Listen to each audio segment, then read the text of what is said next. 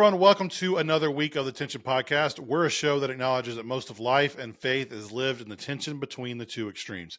Each week, we look at what many of us were taught growing up in evangelical churches. We weigh it against what our current culture is saying, and we try to find what Jesus has for us in the tension between the two. If we haven't met, my name is Jonathan Carone, and we're joined, as always, by our co-host, Mr. Eric Williams. Eric, go ahead and say hey to the people. Oh, what is up? We are, this is the cleanup hitter of the season right here. So this is going to be swing for the fences. We're either going to, it's a true, 3 outcome situation right now. We're either going to hit a home run, strike out, or I don't know what a walk would be, but yeah, we're week 4. This is great. Let's bring them home. The ducks are on the pond, Jonathan. Let's go. I like to give you guys a peek behind the curtain sometimes because it's fun. And when we plan these seasons out, each one of us comes to the table with a list of ideas to talk about. And like when we made our list this year, the first 3 topics that we talked about the last 3 weeks, they were on both of our lists. So we both wanted to talk about them. This week was an Eric suggestion. So what we have learned on Eric's suggestion weeks is Eric gets more fired up on those episodes than the ones that either I come up with or we both come up with together. Challenge accepted. Before we get into that, I do want to remind you that this season we're focusing on the culture war around us and how Christians can live and function in the midst of that. As part of this season, we are going to have a Q&A mailbag that will release on Monday, October the 23rd. We've already gotten some great questions for that. But if you have a question you'd like to have answered about any of these topics we're talking about, please send them to us by Thursday, October 19th. You can send them to hello@tensionpodcast.com or either one of us on social. Eric is at EricW712 on Instagram, and I am at Jonathan_ on there as well. And they could be serious questions. You could ask us, implicating questions on some of the things we've talked about. Or, if you just want to know, how many hats does Jonathan have? Does he have more than Eric? And what do the hats mean? And what's his favorite hat? What's the guitar look like in the background there? How many chords can Jonathan play? Can he whip out, a string rendition of Lord, I Lift Your Name on High right now? 9 hats currently and about 4 chords. Okay. So we'll go ahead and knock those out. I'm terrible. Does he have more hats than chords? That's funny. I think I do. All right. So for today we are talking about the real enemy of the church today. The devil. Done. Roll Okay. it. 90s kids. See you guys next week. Well, yeah, I mean, you technically, if you want to get there, but spiritually we know it's the devil, but practically on the ground, it's important for us to recognize and acknowledge the fight that we are facing. For years, the evangelical fundamentalists have been saying that the culture around us and society at large is attacking the church. The claim has been made that the society around us was hostile to the church. And I think in years past, in decades past, that was probably correct. I think there was a time when society at large was hostile to the church. But in response to that, many on that evangelical fundamentalist side have fought back. It's what's led to the culture war that we're in today. Yeah, and I think, I'm going to backtrack a second. Like the devil, yes, spiritually, and all of these other little things that come up, but it's like, man, it's always that plus, or it's always something that we add and we make a bigger deal of. I don't know, you remember like in cartoons or whatever else where there would be something small and a light would hit it and then you'd have this big shadow in the background and like that's the boogeyman, that's the scary thing. I think that's what we're really dealing with what those enemies look like. Is there's maybe something, but even we know spiritually, like the devil may be the quote unquote enemy, but there's no competition here. Like there is no enemy. Christ wins in the end. And so we're creating this shadow boxing war over something. And I think we end up looking at the wrong thing because of bad faith actors that have hijacked the church and used it for political power or just power in general. Yeah, there's that. I mean, this is probably a different topic for a different day, but there is the tension between like, yes, there's a spiritual war going on around us. Mm-hmm. We know that. Yep. We know who wins that, but we can't deny the fact that the war is going on. But at the same time, the evangelical fundamentalist side tends to overemphasize the power of the devil or Satan Yep. or the enemy or Yep. whatever you want to call it, and everything is blamed on that. Like, you coughed on your way to church. Well, the devil's trying to keep me down, man. Or Uh-huh. you make a bad decision financially, and so you're in some financial trouble. The devil's just trying to get me, man. And so everything's blamed on the devil. Yeah, exactly. And I think, when we talk about this culture war idea, I think about it this way sometimes, like, think about the battle. For those of you that are parents or parents of young kids, the battle that you have with your children to go to sleep or to go to bed or get ready for bed. That war, it's a nasty war. You know who wins in the end, because eventually they're going to fall asleep. They're going to go to sleep, right? Like, you win. There's no contest here. But the way in which you conduct yourself during that battle or war can negatively affect a lot of things going on in the future. So you could completely be an a-hole parent and do some things that you probably will regret immediately after they go to sleep. That's going to ruin your relationship with them and their siblings, right? Over something that's like, at the end of the day, they're going to go to sleep eventually, So it's like same type of situation here where we have a culture war that if you are a Bible believing Christian, you win. Like, Jesus wins, but yet we end up causing other problems because we are not fighting this war the way that a winner would fight. The old, like, act like you've been there before type of situation. Or I would argue the way that we were told to fight by Jesus himself. Yeah, exactly. I mean, but exactly. Yeah, we'll get to that. So here's where this week's episode came from. There was an article recently that was put out by it's Newolf, right? Newhoff. He's a new friend of the show. I don't know that I would put him with other friends of the show, but yeah. So that's the only knock against him. But for years, he's in the church leadership area. He was a lead pastor of a church, I think, in Toronto. He's Canadian, but he speaks a lot to church leaders about burnout, about leadership in the church, and he has a great podcast too. So I wish he'd come on ours, but we'll go ahead and plug his anyway if you want to go and listen to him. But hey, Carrie, thanks for writing this article. Have I told you why I can't say his last name? Why? Because when I was first introduced to Carey Nieuwhof, probably 10 or 12 years ago, the guys that I worked with, they called him Carey Beowulf because they didn't know how to say his last name either. So whenever I read Nieuwhof, I instantly think Beowulf. Wolf. So I can't. So I know. Yeah, why can't you read his last name? Because it's spelled Nieuwhof. It's got every vowel in it except for A, and there's a W, an F, and an N. That Scrabble score would be off the charts right now. It's a Wordle word that would make you throw your phone across the room. All right, well, here's his argument that I think it carries a lot of weight. I think it's worth discussing, and it's what this episode's going to be built around. Here's the quote. If you look at the way many Christians are approaching the culture today, you'd think the church is under siege from critics. And in some respects, that's true. But look more deeply and you'll see the real issue isn't hostility, it's indifference. And indifference is a much harder issue to deal with. Hostility means the person angry with you is still engaged. Indifference means you've lost them, at least for now. Indifference is a very different opponent than disagreement or hostility. Maybe it's rooted in the fact that the church has largely stopped caring about the world. And when the church no longer cares about the world, it should be no surprise that the world no longer cares about the church. So for the rest of our time today, when the world turns its back on you, you turn your back on the world. Timon and Pumbaa. Well, Timon, but yeah, so. I don't know. That's what I thought of immediately. It was Lion King when he says when the world no longer. Anyway, Hakuna Matata. Let's move on. So today we're going to be breaking down this idea of the difference in the culture being hostile towards us versus being indifferent toward us. And I think the place we have to start is where Beowulf ended. Maybe it's rooted in the fact that the church has largely stopped caring about the world, which I think is, when you hear that, one of two things are going to happen. If you are on the fully deconstructed side of things, you're going to be like, of course the church will stop caring about the world around us. Right.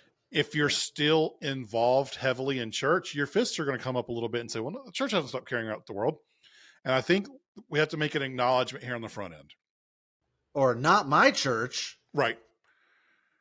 We've always been a show where we said we have to acknowledge the good if we want to discuss the bad.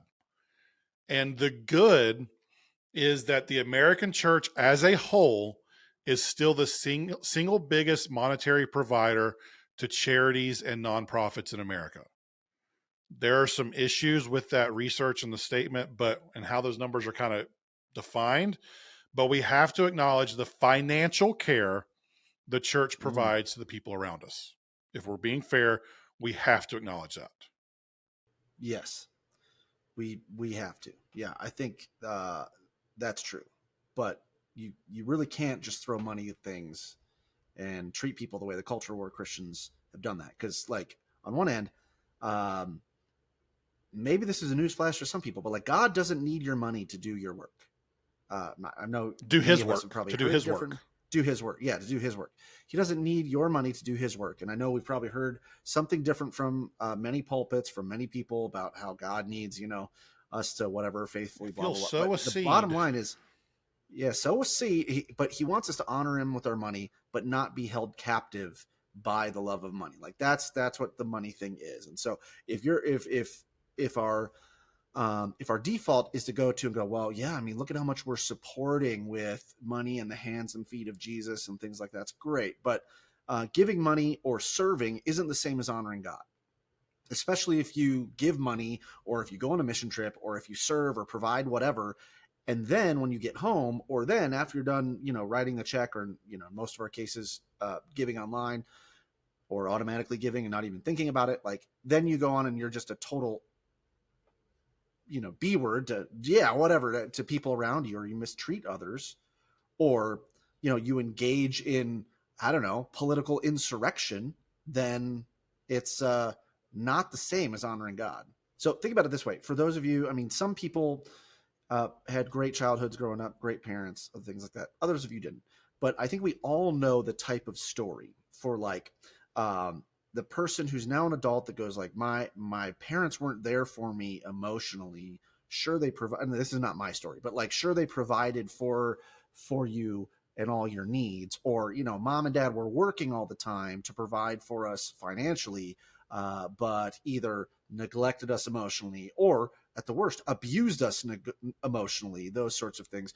Or the parent that uses the excuse after they've emotionally or physically or mentally abused their children, then they go, oh, well, I put a roof over your head and I give you these things and I provide all these things. It's like, that's the same energy as Christians or the church that's like, oh yeah, well, I mean, we provide all these things for these people and charitable and serve and everything else like that. It's like, yeah, but if you're not also providing the other needs, or if you're actively working against it in your personal life, you're just totally undercutting any level of care that you're actually providing. I would argue writing a check, or as we've talked about in seasons past, going on your 1 week mission trip vacation is not the same as caring about the world or the underserved. And for those of you who have your fists up to that, come at me at Eric W712 on all major platforms. What I would say is that perception is reality. Yes. So even if you push towards, hey, there's this financial piece that the church provides, if people do not take that as caring for them, and that they think because the way you treat them personally negates that, then it actually does negate it to an extent. Yes. And so we have to acknowledge that piece as well. We've mentioned in the past episodes of this season that the culture war Christians have valued their influence and their way of life over actually caring for those around them. Yep. And the research actually backs up that perception. Let's talk about the perception. Even if we can't agree that it's the reality, let's agree on the perception. But here's the deal. Care is not objective. care is a subjective measure. You have to feel cared for. You can't actually be cared for because you can't look at it objectively and say, well, this is the thing that I'm doing, therefore it is care. No, care is a received subjective feeling and perception. So even in these stats, you're going to hear that they are mostly opinion based. And so, yeah, go on. Let's hear it. Told you Eric would get on All right, soapboxes I'm ready. today. I'm ready. Okay. So research from 538 stated that 57% of millennials agree that religious people are generally less tolerant of others. And the crazy thing about this stat is that it was from 2019, before the COVID, the election, the vaccine, all of that ramped up. So 57% agreed that then. I don't even want to know what that number is now because I'm guessing it's higher. Yeah. Missional Marketing did a study of non-church going members of Gen Z, and they asked them what they are looking for in a church. 77.7% said they're looking for churches that help the poor. 72% said they are looking for churches that address mental health. Yeah, good luck with that. And 69.2% said that they're looking for churches that provide opportunities to help others. Hold on.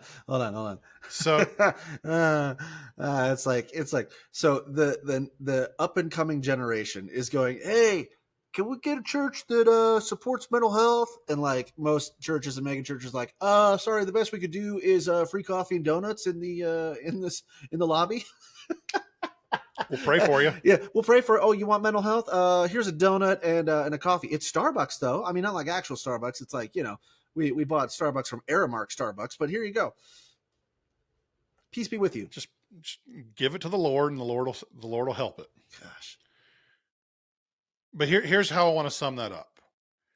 If the American evangelical church truly cared for the world around them, you wouldn't have over 2/3 of the non-church going people in the generation coming up and coming into adulthood struggling to find churches that demonstrated they care for the world.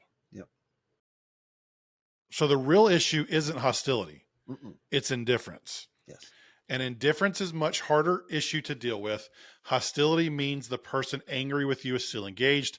Indifference means you've lost them, at least for now. That comes from Beowulf's article. So before we... Maybe it's better he didn't agree to come on the podcast. So I keep saying it and you get caught off guard and you laugh and it throws us off. Yeah. And then we come back to it. Yeah, that's okay. Right. So before we get into the impact of indifference versus hostility, I want to make the case for indifference. Okay. And this is where I go to research again, because I think a lot of times the research can point to things that we have either felt to confirm it or makes us think because we haven't realized it yet. Okay. So according to Lifeway, on average, churches are at 85% of their pre-pandemic attendance. Which was already 68% of the churches, which was already in decline. We've talked about it in other episodes. Across the country, 68% of churches have congregations of fewer than 100 people. Yep. 31% have fewer than 50 people. So the average, I would say, the most common churches in America are not the big giant mega churches you hear about. They are the small corner churches of 50 to 100 people. Yeah, and that's like 5 or 6. That's like 5 or 6 families if you're in those small towns. Like 50 people. That's everywhere around here. Right, yeah, exactly. That's the cornerstone of my town. Yep.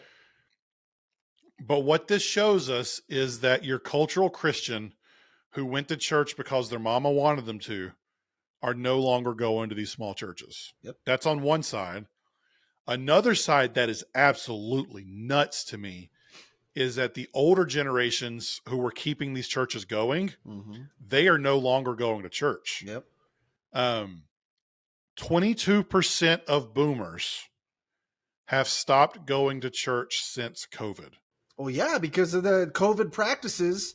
I mean, think about it. For these churches, it's like, honestly, it's either we didn't provide any sort of method of helping keep them safe, and we almost made it a religious requirement for them to come in person.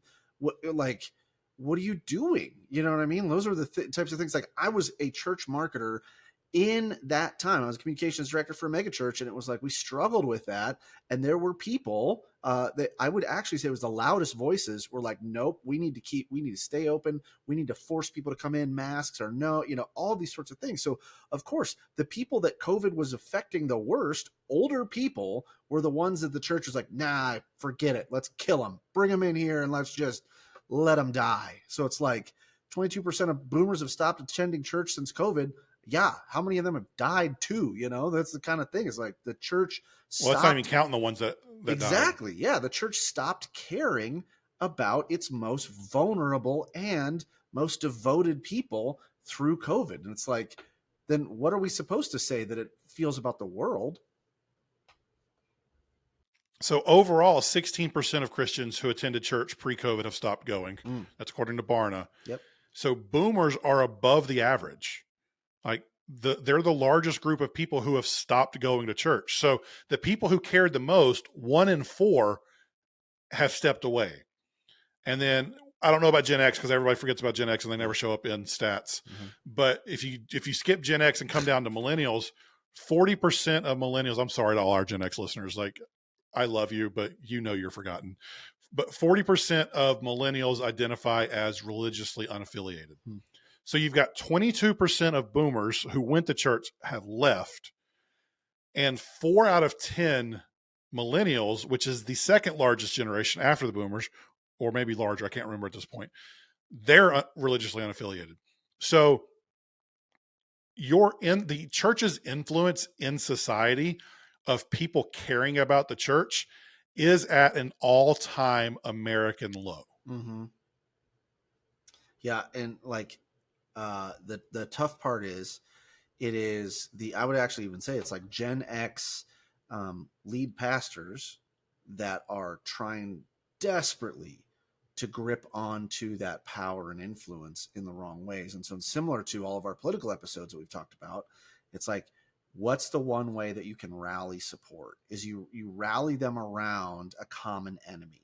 You rally them around a single issue. You rally them around a case for persecution, and you can point to these things. And so, how do you circle the wagons and get people more interested in church? Is that sort of thing. But the problem is you're shooting yourself in the foot, because you're getting the type of people that you don't ultimately want interested in the church, because they're not going to bring in more people. I did find the stats. 22% of Gen X says that religion is either not too important or not important at all. And 25% say it's somewhat important. So only 53% of Gen X believes that religion is very important in their life. So, I mean, they are right along with everyone else. 31% of Gen X seldom or never attends church. So slightly lower than the millennials. 22% say they never even pray. Heathens. So we didn't forget about you, Gen X. I went and found it.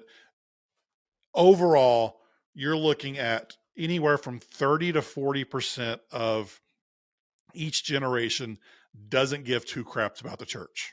And those are the people who are honest in the surveys. So 25 minutes into this, what's the practical difference in a culture that is hostile to you and one that is indifferent to you? I think that's the big difference that I want to talk about so that we can understand what the actual implications of this culture war is, or what they are. So Eric, what's the first thing you believe is the practical implication of this? Well, I think this is kind of going back to what Gary Newhoff said, but a hostile culture at least has an opinion of you. So if if you're a Hamilton fan, you can think to, I forget, I think it's in the Skylar Sisters song, but it's like where she's like, Burr, you disgust me. And he's like, so you've discussed me. Right? So you've discussed me. Right. So it's like, yeah, you're disgusting. Well, but at least you're talking about me. Right. So at least there's an opinion. At least there's some level of passion behind there. In fact, in the early 2000s, when, I was part of like a small town, under 100 United Methodist Church, we would always talk about how we would rather have conversations with people who at least had an opinion about church, how it was so much easier, to talk about someone that was like, oh, church, I hate church. Because then you can ask why, and you could start digging down to reasons, and you can actually like go through some of those things and empathize with them, and maybe help them have some sort of paradigm shift. But if there's no paradigm to shift with the church, then you cannot bring someone from, hostility towards love or whatever. Like, how many times in the church do we elevate a, Saul to Paul conversion? Well, Saul wasn't sitting on his horse indifferent to the church. He was literally persecuting Christians. And so that Saul to Paul conversion that you hear people elevate all the time perfectly encapsulates this, where at least he's got an opinion about you. And think about how many times in the Gospels that you read through that where someone is talking to Jesus or talking to the disciples or whatever, and there's some level of like, oh, I thought this. They had a negative opinion or a wrong opinion regarding God or the way of God, and that's why Jesus does all the "you've heard it said, but now I tell you." You had this opinion, but now I tell you that this is the more accurate opinion. Because it's much easier to engage someone who cares about the subject matter, even if that's a negative opinion of the subject matter. And so, like, indifference in your audience doesn't respond to your messaging and your argument. And you and I would both say that as marketers. Someone who is indifferent to your product or service as a business is not someone that you can market to, because they have no opinion based on what you're doing. And so let's see what I had another quote in here. While it's better to be loved than hated, it's far better to be hated than ignored. I have no idea how to pronounce that name. Viet Thanh Nguyen. But anyway, I believe that's true. Like, you definitely want to be, you want to have an opinion about you. And when the church isn't even worth forming an opinion about, that's bad. So, number one, practically, hostile culture at least has an opinion. And then number two is when we treat everyone as hostile or everything as hostile, just like what we've talked about for episode after episode after episode, the word loses its power. The hostility loses its power. We lose credibility. We look stupid because everything that we point out as being hostile, and someone else is like, that's not hostile. The next time something comes along that you say is hostile, they're not going to believe you.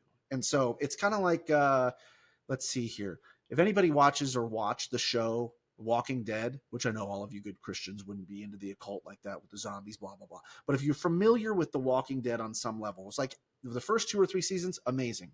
But it was like every single season, there was just some gigantic thing. Oh my gosh, this is the biggest twist, the biggest twist, the biggest twist, the biggest twist. You could think about all kinds of shows and movies that do, well, shows. Lost. I never watched Lost, but it's the first thing that came to mind. Exactly. The first season of Lost was incredible.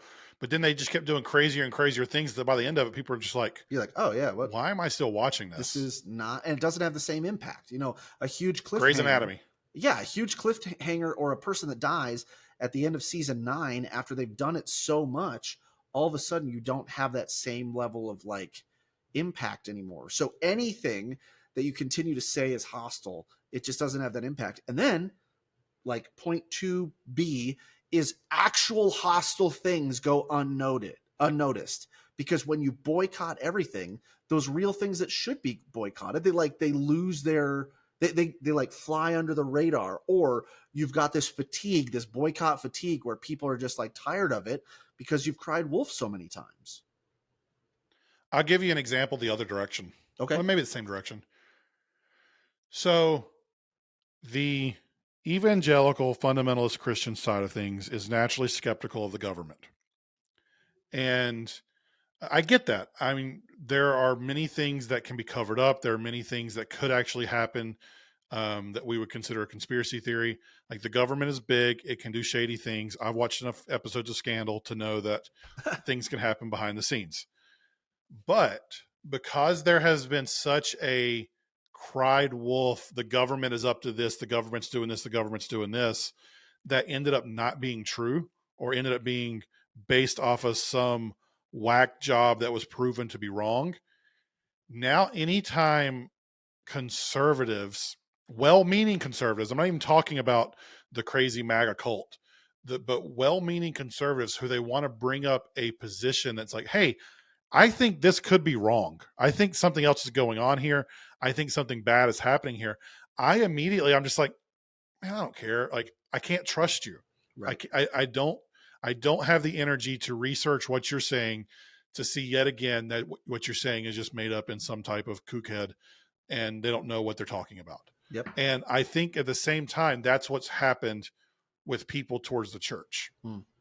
We have gone so far so many times. We've cried wolf so many times about so many stupid things that they don't want to listen to us about a Jewish rabbi who was killed by the people and then somehow rose to life a couple days later to forgive us of these things called sins and make our lives different, Mm-hmm. where we also have to give up the things that we enjoy the most. Yep.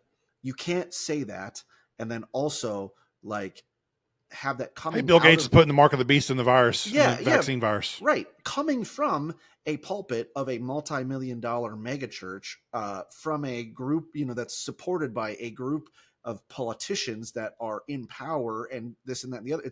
It's like, it's as stupid as like what, 2015, 2016, where it's like, oh, hey, there's this, if I told you there's this Republican primary candidate that was a man of the people, a populist guy who was going to make sure that he spoke out for the little guy. Oh, but he's also the most conspicuous millionaire of the 20th century with his own plane and gold everything, and multi-time adulterer slash divorced person is going to now stand up for your moral family values. You're like, what? No, duh, we've lost credibility, because it just doesn't make sense when those messages are coming out of the mouths of or coming from the same area as these other completely opposite messages. So, of course, people have stopped caring. Mm-hmm. But what happens when they stop caring? The difference in hostility and indifference is if they stop caring, if they stop listening, you have to shout louder to get them to pay attention to you. Yes. You have to be more outlandish for them to even look your way. And if it seems like the fundamentalists have gotten even more ridiculous in recent years, it's because they've had to. They've realized that culture at large has stopped paying attention to them. When the culture was hostile to the church, all you have to do is respond to what they're doing. It's a back and forth active argument. Yep. But when culture has stopped paying attention to you completely, you have to grasp at the straws on the fringes to try and create any sort of issue that will bring them back to the debate. Mm-hmm. And that's why if you look at recent cultural history, and we're recording this in early August, this is coming out in early October. So I have no clue what type of crap's going to happen over the next 2 months between recording and releasing. Yep. But just this year, you've got evangelicals calling for a boycott of Chick-fil-A because of a DEI department that we talked about was a watered down DEI department. Yep. In June, there were claims that the designer behind some of Target's Pride clothing was a Satanist. And that started spreading around social media to the point that that designer started getting death threats. Yep. You've got the boycott of Bud Light because they used a trans influencer in an online ad. Ben Shapiro, when the Barbie movie came out, he spent 45 minutes ranting about it, complete with handwritten notes in a notebook. That guy's got to be fun at parties. Like, could you just imagine? Hello, so Jonathan, do you want to go to a movie with me? I'm going to go see the Barbie movie. I'd be like, no, Ben, you're going to take your notebook and you're going to be creepy weird. And then we're going to take a picture in the lobby and you're going to post it on social media and everyone is going to hate us. I'm not going to another movie with you. Well, I think that movie was the worst attack on masculinity I've ever heard in my life. Stop. Continue. Sorry. I'm just giving you room for your soapboxes this episode. But we talked about it in the boycott episode. None of these things are about real issues. No. They were made up issues that were so outlandish because they were trying to do whatever they could do to get the other side back to the table. It's clickbait. It's and as real life clickbait.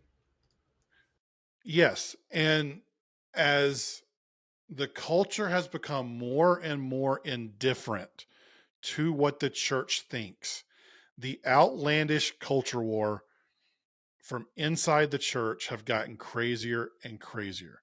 And we haven't even mentioned the COVID conspiracies that flew around inside churches and from church folk online a couple years ago. Oh gosh, we need to do a second episode on this just where I can just get mad. See, now I'm So how do hostile. we move forward? I don't know. How do we?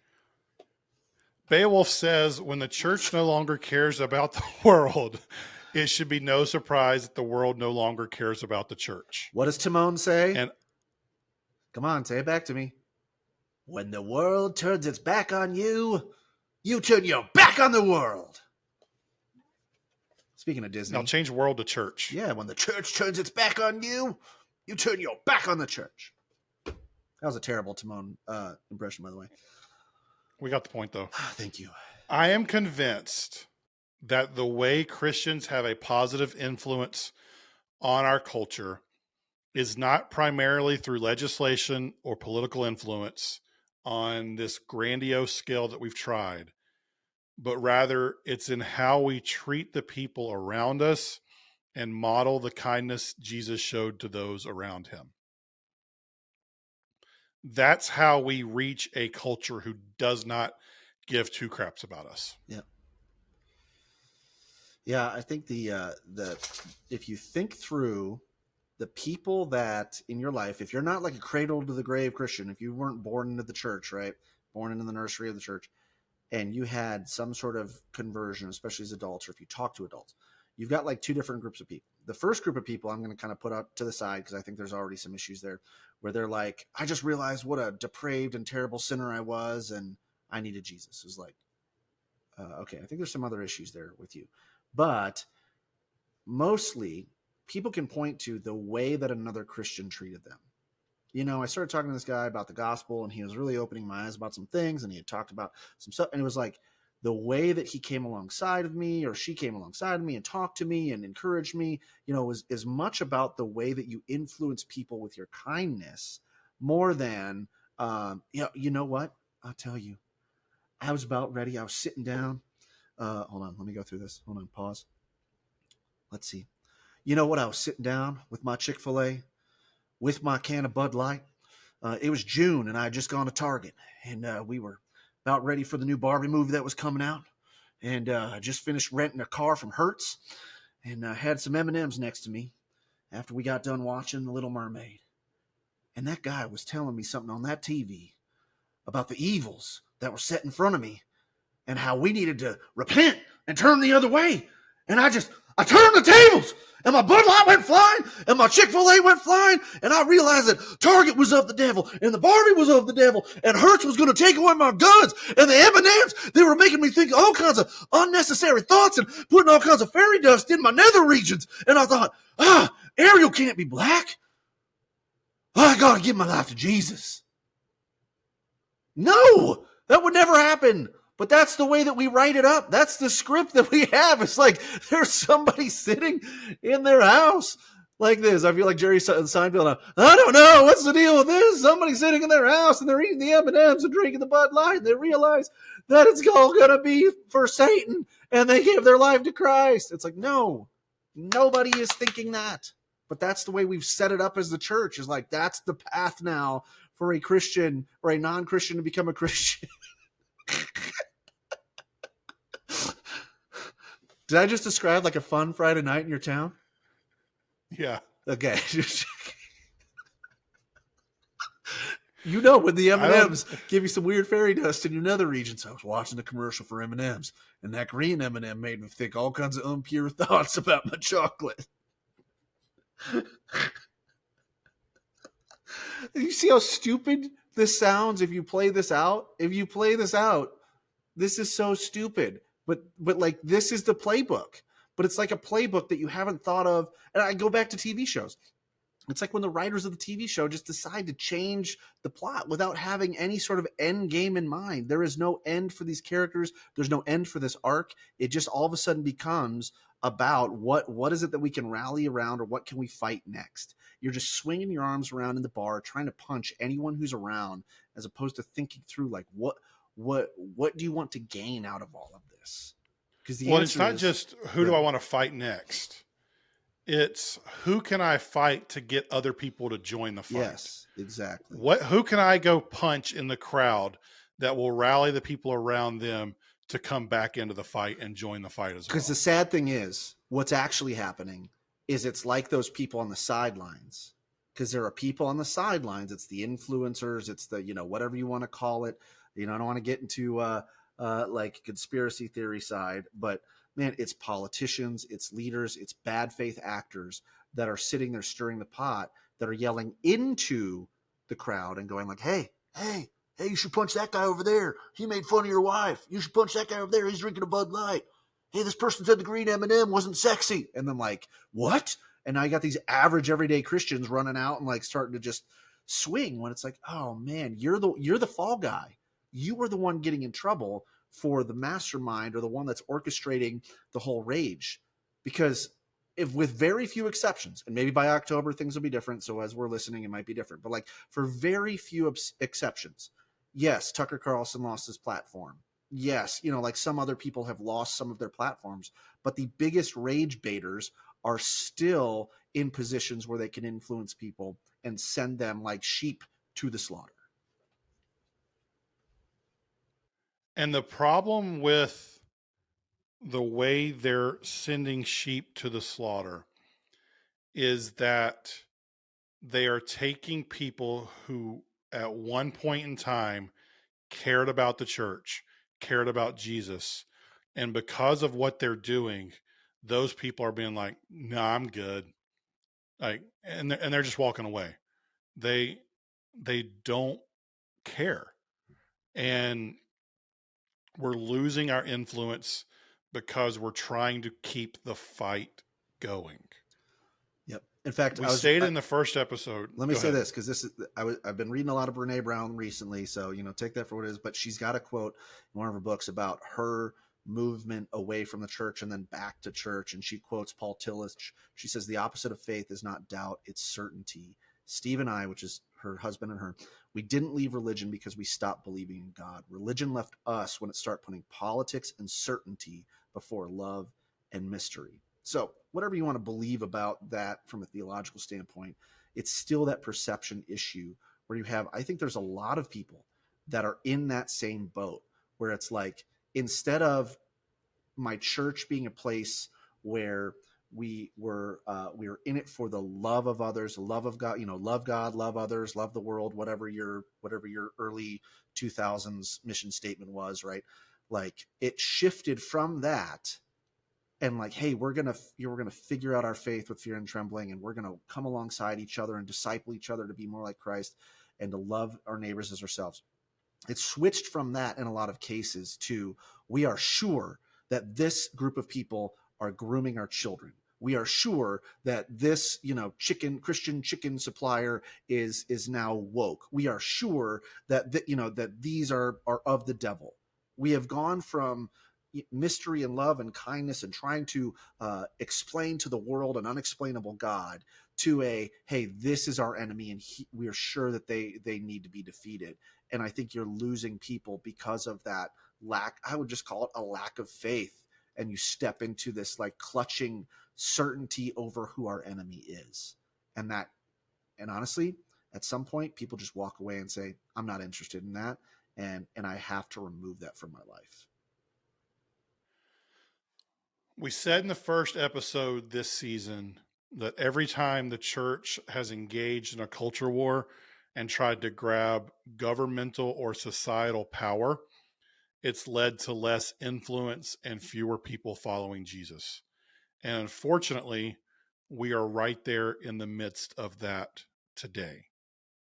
But I don't want to leave you in the muck and the garbage of all this before we do. I want to leave us on how do we change this? How do we actually make people care? And I fully believe, as silly as we've been today, as off topic as we've gotten, all of that gets thrown to the side if we can just do the daily unseen care for those around us. All the stuff we talked about today would disappear if we were known as people who just took care of those around us and showed the kindness of Jesus to those around us who maybe believe differently. That doesn't mean you can't hold on to your beliefs. That doesn't mean you can't believe the conspiracy of the day, or you can't be upset that this company is doing that thing. Sure, do that, but you can't be known for that. We need to be known as people who we have our beliefs, but people see us as kind, welcoming, and non-judgmental. That's the only way we're going to get influence again in a society that doesn't give two craps about us anymore. Yeah, at the end of your life, you're going to be remembered for, for the vast majority of us that don't have a, active Wikipedia page, you're going to be remembered for one or two sentences in passing, right? I joke about it all the time. It's like, oh, remember great grandma? Remember grandma? It's like she was one or two adjectives. Okay, pass the turkey, and that's all you're going to get. It's like a Thanksgiving or something like that. Or when friends are talking about you, hey, whatever happened to Jonathan? Oh yeah, Jonathan was, and then you get one or two or three adjectives, and it's like, as a Christian, what do you want those adjectives to be about? And you can go into the typical Christian, sermon thing of like, you've got two dates on the tombstone and then a dash, and life is about what you do with the dash. Sure. I would say you've got two dates on your tombstone, and in people's memories, they've got about three adjectives to remember you by. What do you want those to be? Do you want them to be, well, he was really angry all the time. Man, he seemed to be very opinionated about certain things, right? Those sorts of things. He sure hated Bud Light, loved Donald Trump, whatever it happened to be. It's like, you don't want to be branded and known for those things. I don't know. You can decide what you want, but I would rather have people say that Eric was generous. He would just give what he had to the people that were around him. He was kind. He always looked up for the people that were around him, and you know what? He honestly cared about people. Like, I would rather have that be said about me than, I don't know, around 2022, he just really started hating green M&Ms for some reason.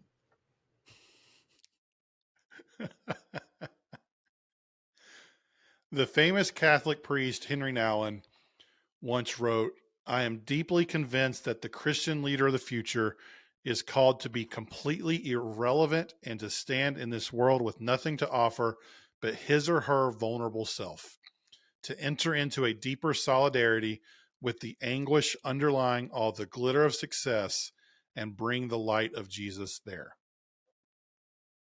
We are not at war with society anymore. Secular society at large does not care what we think or believe.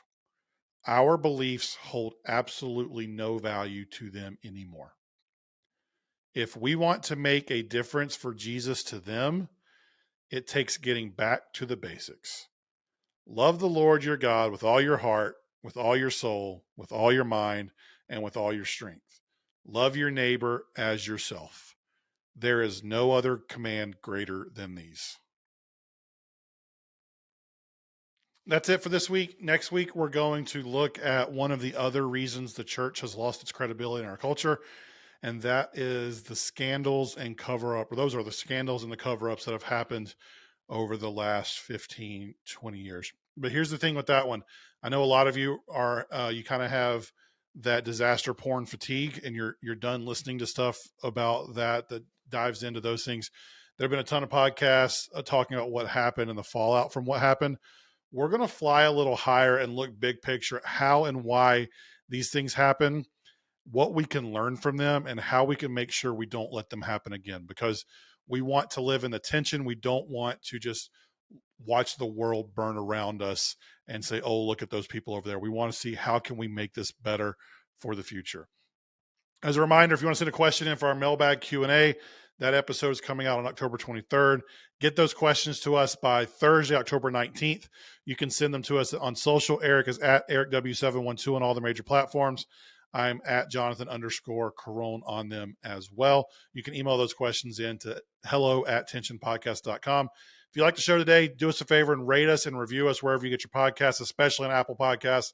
Subscribe on your favorite on YouTube or your favorite podcast app if you haven't already. Share this with a friend if you think it will help them or if you found it interesting. But as always, thanks for making us a part of your day, and we'll talk to you again next week.